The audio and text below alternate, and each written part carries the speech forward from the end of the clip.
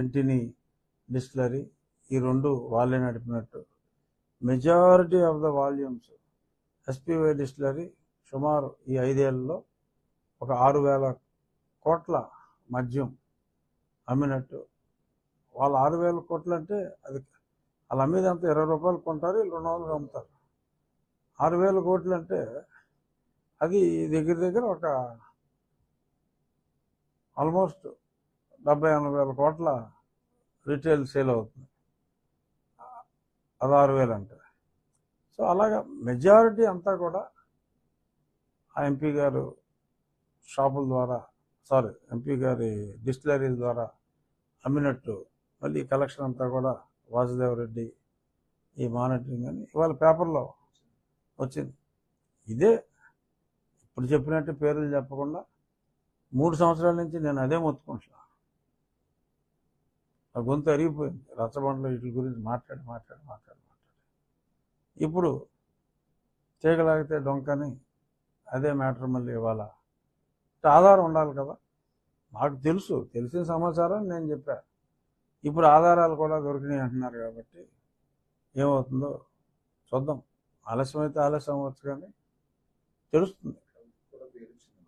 వచ్చిందా? అది యాక్చువల్గా నేను సమర్థిస్తాను. కవితకి బెయిల్ రావటం ఇప్పుడు దాకా రాకపోవటం అనేది అన్యాయం. ఆంధ్రాలో జరిగిందంతా చూస్తే ఈ 1,000 కోట్ల మద్యం, ఓన్లీ మద్యం టు మద్యం కంపేర్ చేద్దాం. ఆ మద్యంలో ఆ ఎలిగేషన్ ఉన్నప్పుడు అన్ని నెలలు ఇప్పుడు ఛార్జ్షీట్ వేసుకోవచ్చు, తర్వాత ఏమైతే అది అవుతుంది, కానీ అన్ని నెలలు జైల్లో ఉండటం అనేది డెఫినెట్గా అది సమర్థనీయం కాదు. Supreme court has taken the right decision. May not be at the right time, delayed, but supreme court కాబట్టి ఆ డెసిషన్ తీసుకుంది. అప్పుడు నన్ను జగన్మోహన్ రెడ్డి సరే అక్కడ ఎంతో కొంత కేసు ఉంది, ఏ కేసు లేకుండా నా మీద రాజద్రోహం పెట్టి మీ ఛానల్ ఎండీని పెట్టేశారు A2 A3 కింద. అప్పుడు సుప్రీంకోర్టు దయ వలన నేను ప్రాణాలతో బయటపడ్డా. నాకు ఎప్పుడు సుప్రీంకోర్టు అంటే అట్మోస్ట్ రెస్పెక్ట్. ఎక్కడ న్యాయం జరగకపోయినా ఫైనల్గా అక్కడ న్యాయం జరుగుతుంది అన్నది. బెయిల్ రావటం డెఫినెట్గా, ఎందుకంటే మ్యాటర్ డిలీట్ చేశారు. ఆటోమేటిక్గా ఇప్పుడు మా ఫోన్లో కూడా 1 డే అయితే మ్యాటర్ డిలీట్ అవ్వకపోతే ఎంత మెమరీ ఉంటుంది ఆ ఫోన్లో. సో దానిలో పాయింట్ కింద పెట్టి డెఫినెట్గా రేపు మాపు కేజ్రీవాల్కి కూడా బెయిల్ వస్తుంది. ఎందుకంటే ఓల్డ్ ఇన్ఫర్మేషన్ నీ దగ్గర డేటా ఉన్నప్పుడు నువ్వు జైల్లో పెట్టాల్సిన అవసరం లేదు. Law will take its own course. Chargesheet అయ్యి ట్రయల్ జరగని అవుతుంది. మర్డర్ చేసిన వాళ్ళేమో వదిలేస్తున్నారు. నిజంగా దారుణం. ఇప్పుడు ఇక్కడ ఉన్నారు, ఎవరో గుంపులో ఉన్నారంట. వాళ్ళు నిన్న నాకు ఎక్కడ దొంగతనం నెక్లెస్లు కొట్టేసి దొరికేశారు. ఏదో స్విఫ్ట్ కారులోనే ఇందులోనే వెళ్తున్నారట. చాలా దారుణం. ఏంటంటే ఇదివరకు ఎప్పుడు పట్టుకున్నా దొంగతనానికి 6 నెలలు అంట శిక్ష. ఏది దొంగతనం చేసి మర్డర్ చేసినా కూడా, మర్డర్ చేస్తే వేరే అనుకో, బెయిల్ మీద వస్తాడు, మళ్ళీ ఇటు నుంచి పారిపోయి రాజస్థాన్ వెళ్తాడు, ఎటు వెళ్తాడు దొరకడం. సో అటువంటి వాళ్ళేమో మనం 6 నెలలకు వదిలేసి, ఆల్రెడీ అమ్మాయి పాపం కవిత 6 నెలలు ఉంది కదా, నాకేమి అలాంటి ఇష్టం అని కాదు నేను చెప్పేది. న్యాయంగా మాట్లాడుకోవాలి కాబట్టి డెఫినెట్గా సుప్రీంకోర్టు తీర్పుని నేను ఆహ్వానిస్తున్నాను. చాలామంది రకరకాలుగా కామెంట్ చేయొచ్చు, బట్ నా వరకు నేను I'm welcoming that judgment. KCR గారికి డెఫినెట్గా అది స్వాంతనం. నాకు కేసీఆర్ గారు అంటే చాలా ఇష్టం. కేటీఆర్ గారు అంటే నా అరెస్ట్లో ఆయన సహకరించడానికి నాకు బాధ. అదర్వైజ్ దాని ముందు బాగానే ఉండేవారు, నాకు స్నేహితుడే.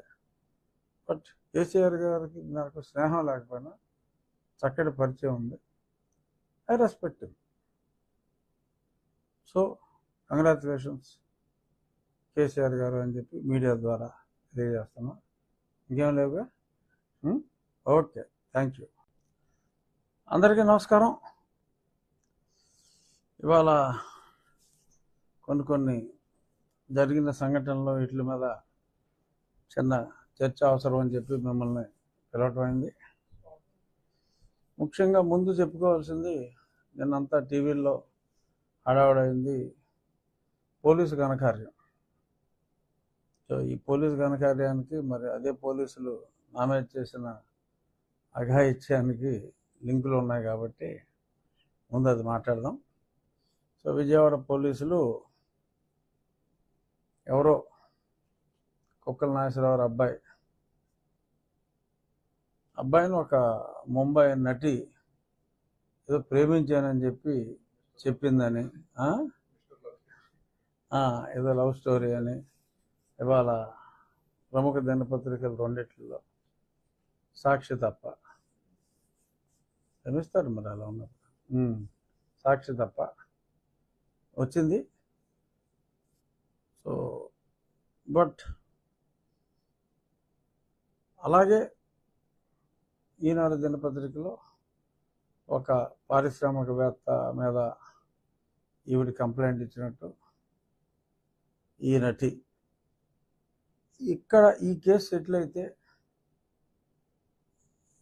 ఈ అమ్మాయితో ఇక్కడ సెటిల్ అయిన తర్వాత ఆ పారిశ్రామికవేత్త మీద ఆవిడ ఇచ్చిన కంప్లైంట్ విత్డ్రా చేసుకుందని చాలా స్పష్టంగా అన్యాపదేశంగా, స్పష్టత ఉంది ఆలోచించగలిగిన వాడికి, అన్యాపదేశంగా ఒక హింట్ ఇవ్వడం జరిగింది.